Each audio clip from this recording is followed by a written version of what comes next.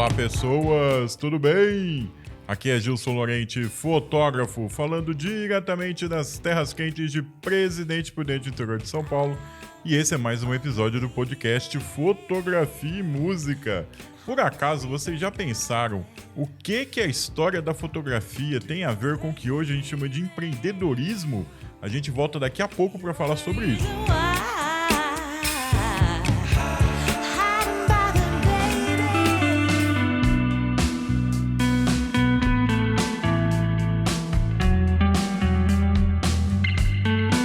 Então, pessoas, estamos aqui com mais um episódio e antes da gente começar nesse assunto, só lembrando que lá no Hotmart está à venda o meu curso Fotografia como Arte, aprendendo a participar dos grandes editais de cultura.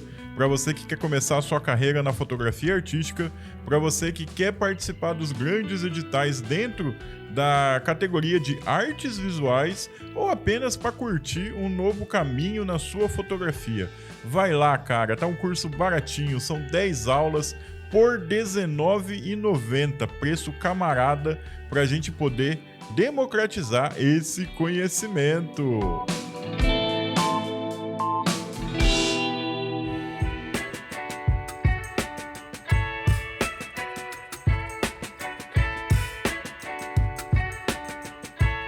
Então, o tema de hoje é meio diferente. Semana passada, eu fui convidado pela Escola Técnica Professor Doutor Antônio Eufrásio de Toledo, conhecida também como Colégio Agrícola, aqui de Presidente Prudente, para ministrar uma palestra para a disciplina de práticas de empreendedorismo. O tema principal da palestra seria como utilizar imagens para vender melhor o seu produto, né? Como utilizar aquela imagem bem bacana para poder vender um produto de forma melhor, para criar desejo no consumidor.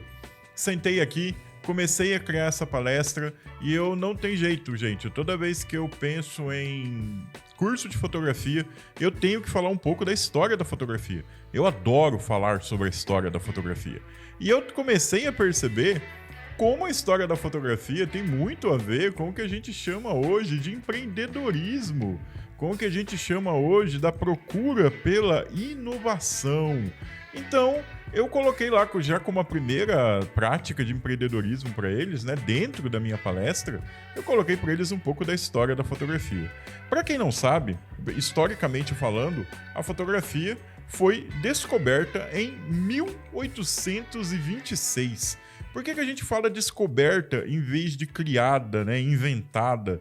Porque existiam várias faces do conhecimento científico que estavam se desenvolvendo paralelamente. O primeiro deles é o princípio da câmera escura de orifício, que todo mundo aqui estudou lá no colegial, no segundo colegial, né, no segundo ensino médio, na aula de física, quando você vai estudar lá a ótica. Então a câmera escura de orifício é uma coisa que todo mundo já estudou, pouca gente lembra. Então era uma coisa conhecida desde a Grécia Antiga, né? Já dizem que Aristóteles conhecia o princípio da câmera escura de orifício. O segundo princípio é o da ótica, né? A criação das lentes, amplificação dos raios de luz junto com a câmera escura. E princípios da química, quando alguém descobriu que existiam alguns materiais químicos, alguns compostos químicos que reagiam em presença da luz e se queimavam e deixavam marcas na superfície. Alguém foi lá, pegou esses 3 princípios e pensou, peraí, se eu juntar isso aqui tudo, será que não dá uma invenção interessante? Foi isso que o francês Joseph Nicéphore Niepce fez e em 1826 esse cara criou o que a gente considera ser a primeira fotografia da história. Só fazendo aqui um pequeno adendo, olha só, daqui 2 anos a fotografia vai comemorar 200 anos de existência, olha que legal. Espero estar vivo para comemorar este aniversário da fotografia. Vendo a invenção do Niepce, um outro francês chamado Louis Daguerre olhou aquilo lá tudo e pensou, cara, isso aqui pode dar um case de sucesso, né? Ele já viu uma oportunidade de negócio, propôs uma sociedade ao Niepce e os dois começaram a pesquisar e desenvolver o que viria a ser a primeira câmera fotográfica da história, que foi apresentada no dia 19 de agosto de 1839. Olha só, o Daguerre chegou lá, falou pro Niepce, olha, você tem uma ideia interessante, eu também tenho umas ideias, vamos pensar junto aqui e criar um produto pra gente vender. Olha só, o empreendedorismo na fotografia. Infelizmente, o Niepce morreu antes da câmera ficar pronta, né? O que a gente chama da primeira câmera fotográfica da história. E em 19 de agosto de 1839, o Louis Daguerre apresentou a invenção dele na Sociedade Francesa de Ciências. Lembrando que 19 de agosto é hoje o Dia Mundial da Fotografia. Então a gente comemora o Dia Mundial da Fotografia no dia que a invenção foi mostrada, foi apresentada para o mundo. Óbvio que todo mundo ficou maluco na hora que viu aquilo lá. Imagina, cara, um mundo onde a fotografia não existe. Um mundo onde pela primeira vez uma pessoa está vendo uma imagem dela mesma ser representada com perfeição em um aparelho mecânico que não necessita de uma pessoa para desenhar o seu retrato, não precisa de uma pessoa para pintar o seu retrato, é um aparelho mecânico reproduzindo a sua imagem. Óbvio que isso causou uma maluquice, causou um frisson, a coisa foi tão louca, o impacto foi tão maluco que uma comissão no Vaticano se reuniu para decidir se a nova invenção era ou não pecado, era ou não contra as regras e leis divinas, para você ver como que isso foi impactante. Qual que é algumas características do que aconteceu quando o Daguerre apresentou essa invenção? O pessoal da Sociedade Francesa de Ciências falou para ele, a gente quer comprar esse negócio. Eu quero que você nos forneça a patente para a gente poder reproduzir isso daí. E o Daguerre fez uma proposta. Olha, eu dou a patente para vocês se o governo francês me der uma pensão vitalícia até o fim dos meus dias. Então, o pessoal se reuniu, pensou, falou, olha, acho que vale a pena, e comprou a patente do Daguerre por uma pensão vitalícia até os fins dos dias dele. Olha só, ele pegou, pensou, olha, eu não vou ficar aqui tentando vender, tentando desenvolver essa invenção, eu vou dar para esses caras a minha patente e eles vão me dar uma grana por mês até o fim da minha vida. Para ele, deve ter sido um bom negócio. E o que a Sociedade Francesa de Ciências fez com a patente do daguerreótipo? Eles simplesmente liberaram a patente para o mundo.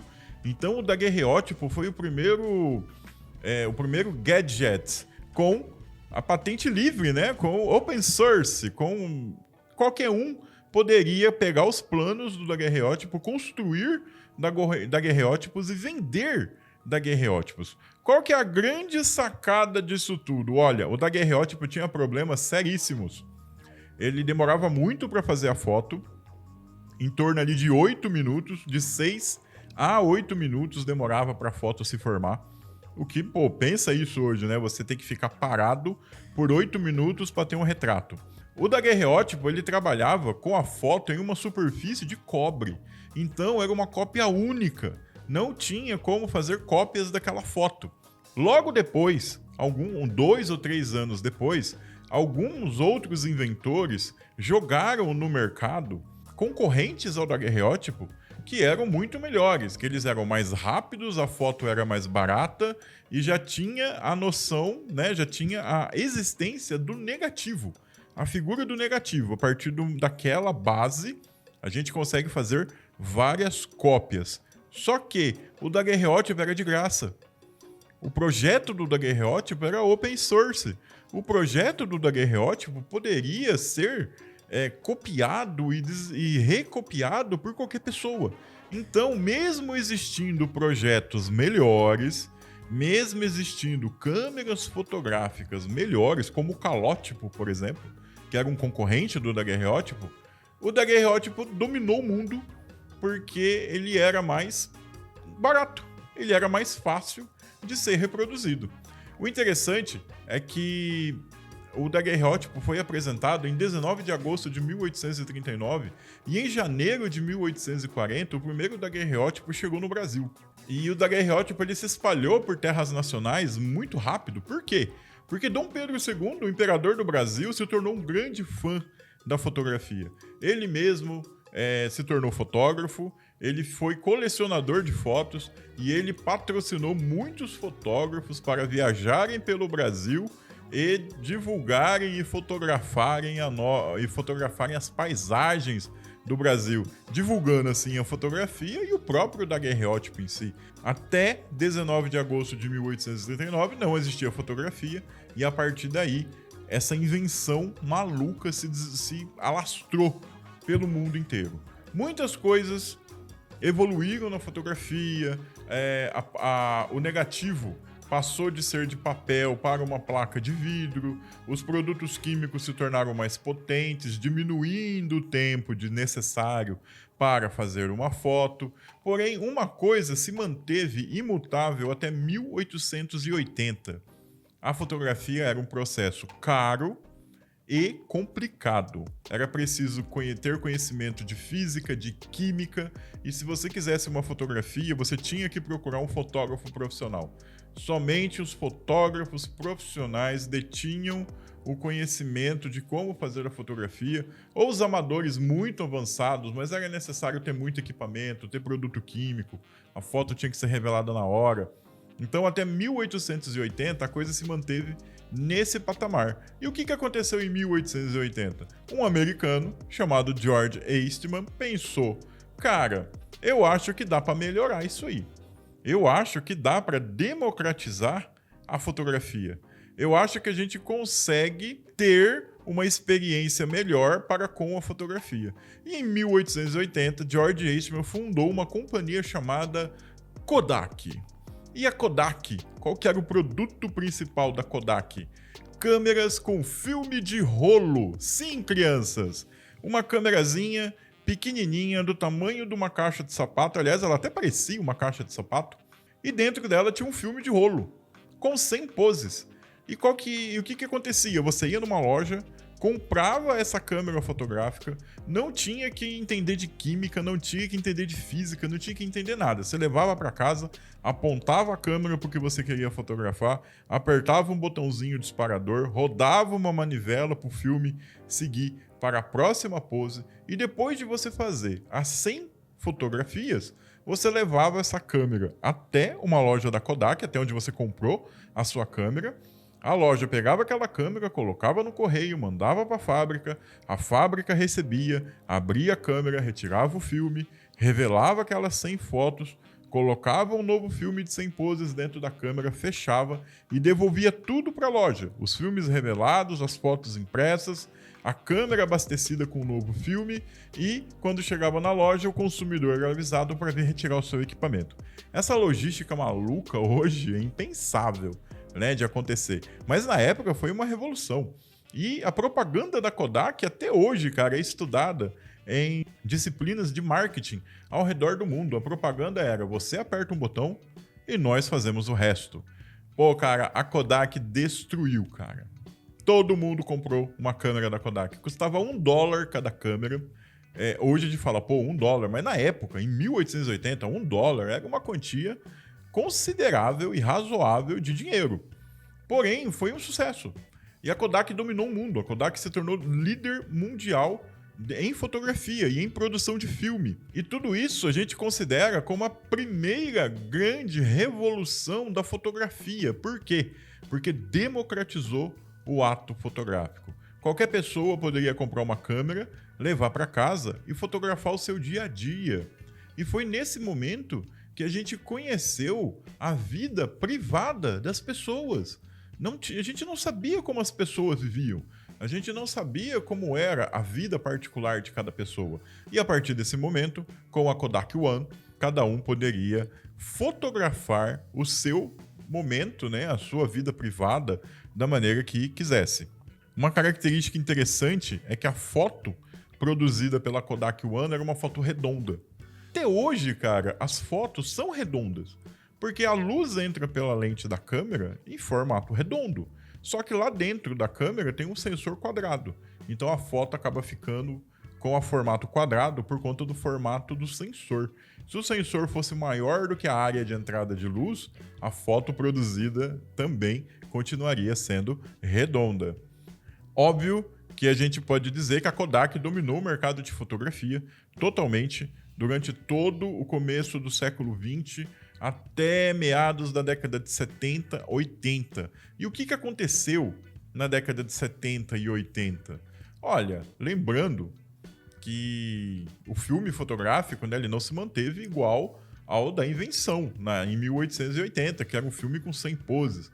O filme evoluiu, se tornou colorido, se tornou muito mais rápido, se tornou muito mais nítido, a qualidade da fotografia melhorou muito.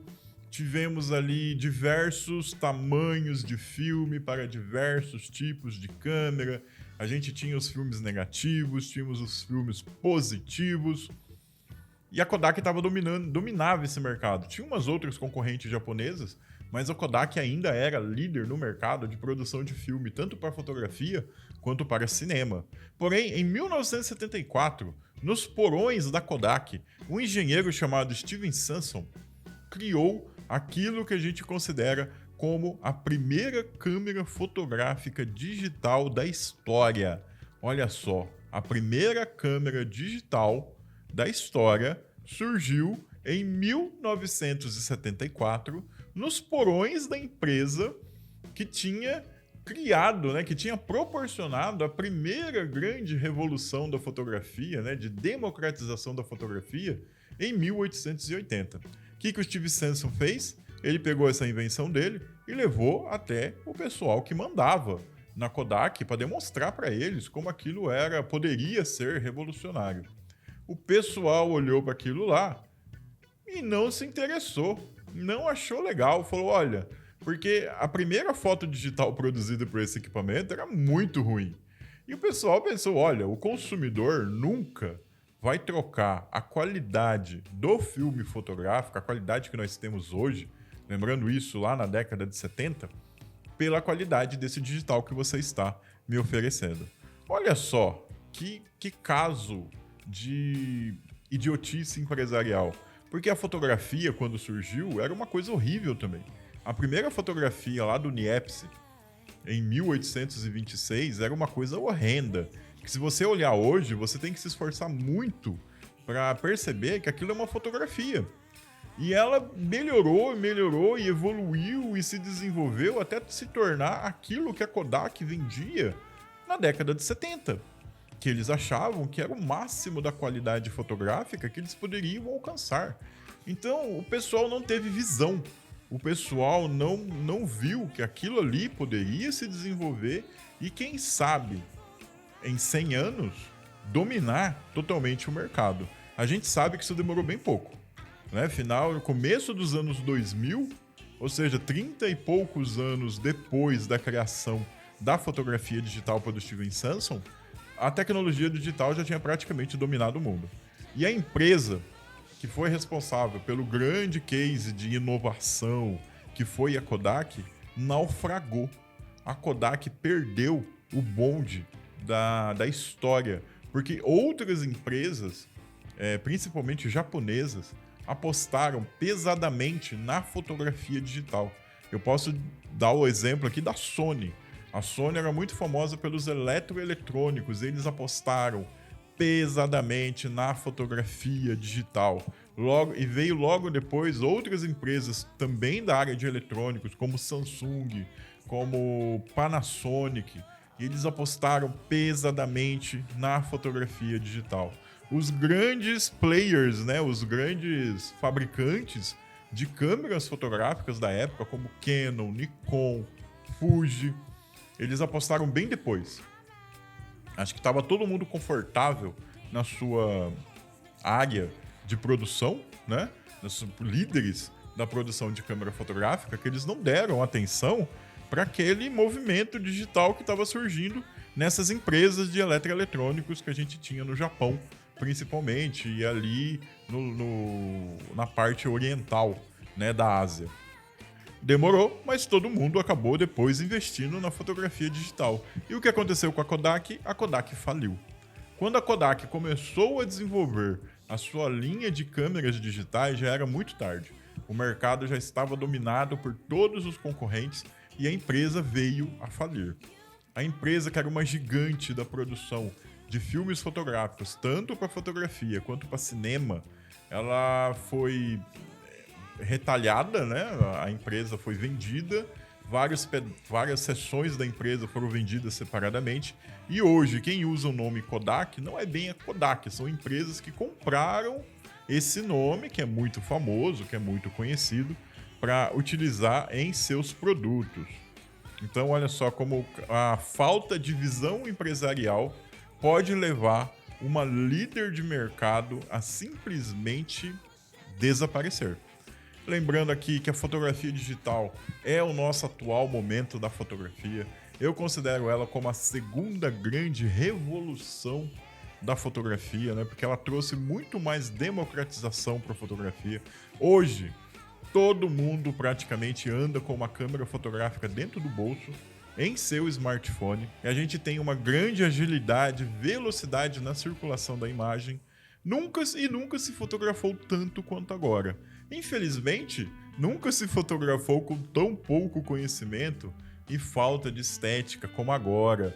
Porque lá na década de 70, década de 80, ou eu, como que comecei na década de 90, quando a gente comprava uma câmera fotográfica, a gente tinha que pagar um curso, cara, para aprender a mexer naquilo ali, porque era muito complicado.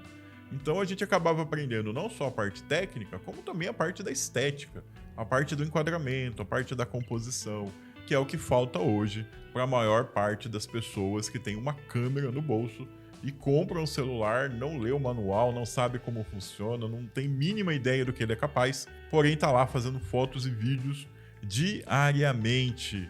Toda vez que surge aí uma nova tecnologia na fotografia, e agora essa nova tecnologia é a IA, eu vejo aqui nos grupos de WhatsApp dos fotógrafos profissionais que o pessoal entra em desespero, né? Ai, a gente vai perder o emprego.